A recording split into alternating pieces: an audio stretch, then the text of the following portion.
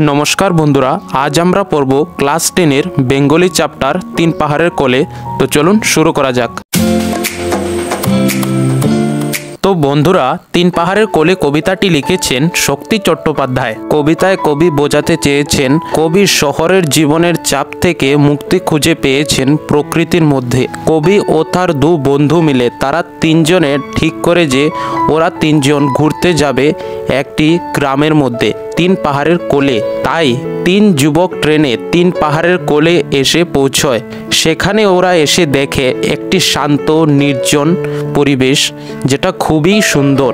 সেখানে আকাশটি ছিল তারায় ভরা, ঠান্ডা বাতাস সুরসুর করে বয়ে যাচ্ছে।